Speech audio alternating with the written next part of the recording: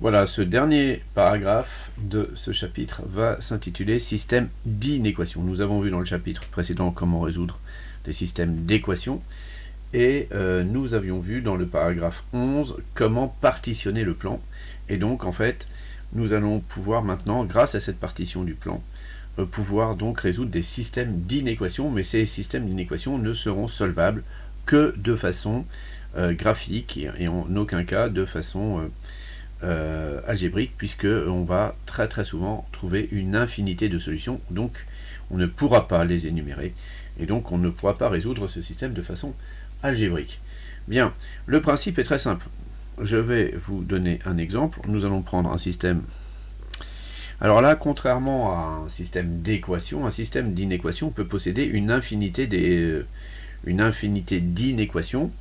Pour quelle raison? Tout simplement parce qu'on peut tracer en fait autant de droites que l'on veut dans un plan. Donc là, je vais prendre 3 équations de droite. On va prendre x moins y plus 4 égale 0, 4x plus y moins 2 égale 0, et on va prendre par exemple égale 0, n'importe quoi. Je dis que je résous un système d'inéquations et je mets des équations franchement lamentables. Alors on va résoudre x moins y plus 4 négatif, 4x plus y moins 2 positif, et x moins 3 strictement négatif. Voilà. Donc comment je vais faire? Eh bien, je vais dire que chacune de ces équations, en fait, est la représentation graphique d'une droite. La première, je vais l'appeler D1, et je vais dire que D1 a pour équation x moins y plus 4 égale 0, et je vais construire D1. Ensuite, je vais nommer D2 la droite 4x plus y moins 2 égale 0, et je vais construire D2. Et je nommerai D3 la droite d'équation x égale 3. Je vais donc les construire dans un repère. Alors, un petit repère. On construit donc nos 3 droites. D'abord, je vais vraiment faire un repère.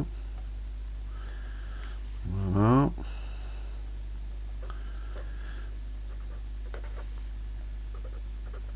Voilà. Alors, je vais commencer par la plus dure, de très loin, x égale 3.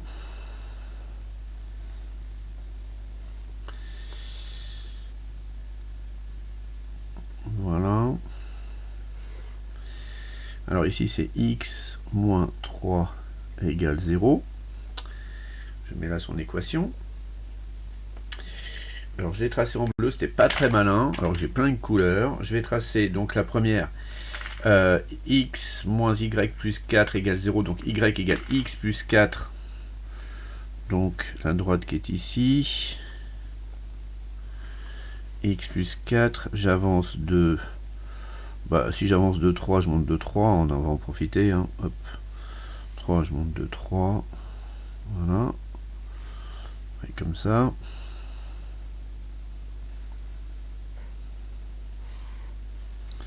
J'aurais dû mettre mon équation de droite, vous voyez, ça c'est pas très malin ce que je viens de faire là, enfin bon, c'est pas grave.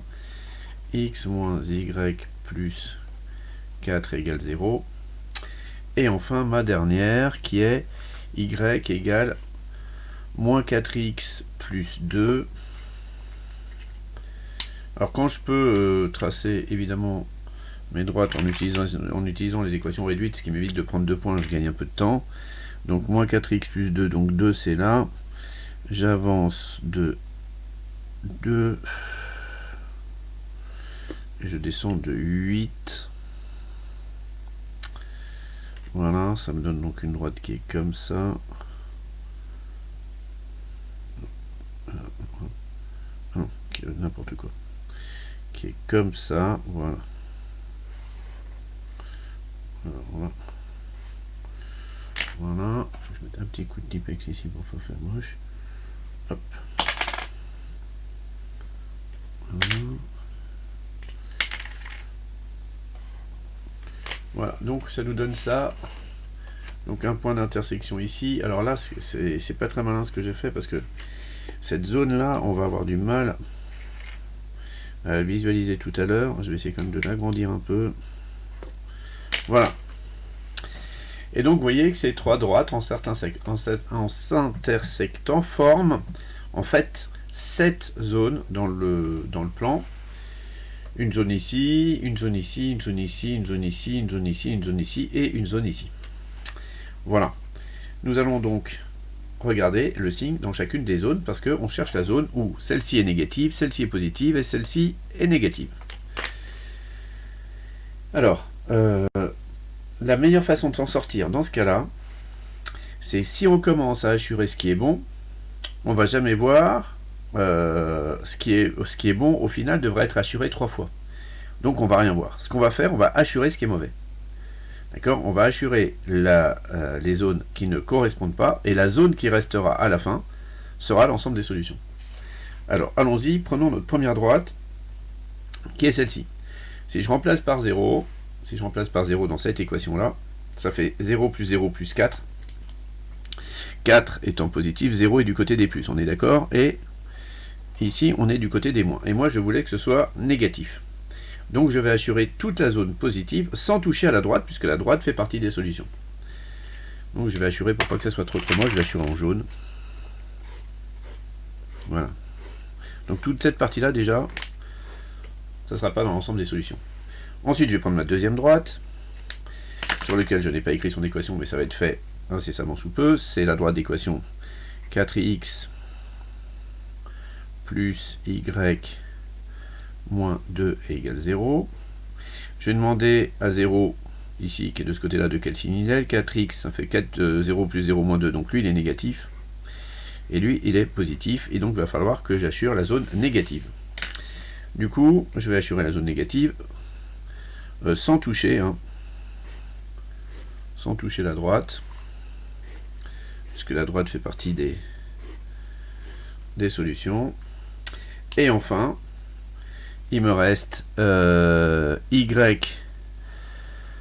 x moins 3 négatif, donc je vais remplacer ici 0 donc, dans cette équation, donc 0 ça va me faire moins 3 est bien strictement négatif, donc 0 fait partie des solutions, et je vais devoir assurer, donc quelle partie? Je vais devoir assurer cette partie. Je vais prolonger un tout petit peu ici la droite, voilà, de façon à ce qu'on voit bien la partie que je assure. Je vais donc assurer toute la partie qui est de ce côté-là, puisque cette partie-là est solution. Voilà, je vais donc assurer. Alors là, il va falloir que je fasse attention à bien toucher la droite. Alors, évidemment, c'est vraiment de la résolution graphique. Voilà. Voilà, et donc j'ai bien assuré cette partie-là. Et qu'est-ce qui reste et qui n'est pas assuré? Eh bien, c'est l'ensemble des solutions. Et à ce moment-là, j'ai plus qu'à, très gentiment, écrire S ici. Voilà l'ensemble des solutions de ce système d'inéquation. Donc là, il reste des solutions. Parfois, tout est assuré. Il ne reste rien du tout. Voilà, il reste une zone solution de ce système d'inéquation. Voilà. Donc S.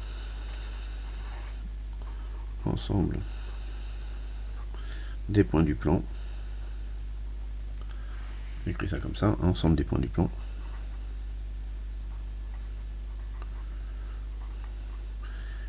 Dont les coordonnées vérifient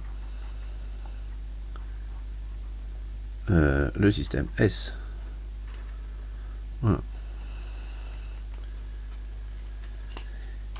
Voilà.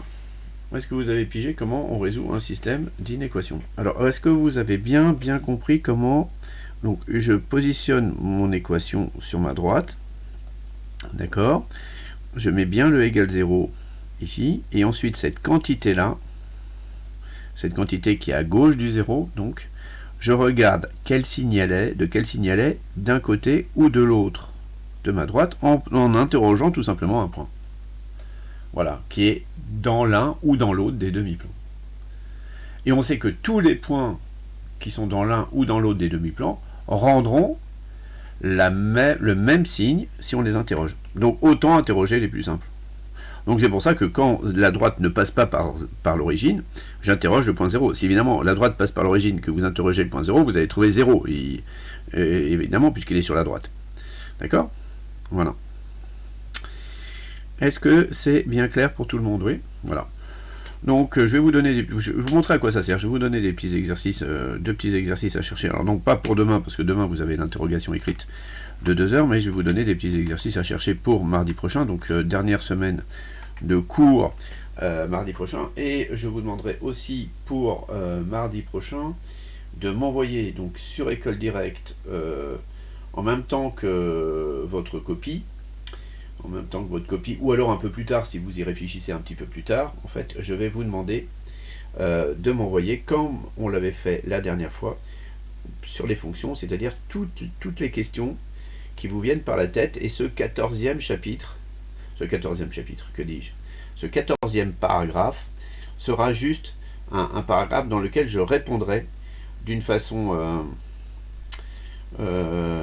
précise à toutes les questions que vous posez encore, et je développerai peut-être des parties qui me semblent importantes suivant le questionnement que vous avez par rapport à l'ensemble de ces problématiques liées donc à la géométrie analytique. Voilà, je vous remercie de m'avoir écouté, je vous souhaite un bon courage pour donc l'interro de demain qui durera donc 2 heures, ce qui va vous permettre ce qui va me permettre de mettre un petit peu plus d'exercice, d'être un peu plus global et puis ce qui va vous permettre vous de prendre du temps, voilà, comme traditionnellement on a 2 heures de cours, donc le vendredi, 2 semaines paires, donc voilà, nous en profitons pour cette dernière séance. Voilà. Bonne journée à toutes et à bientôt.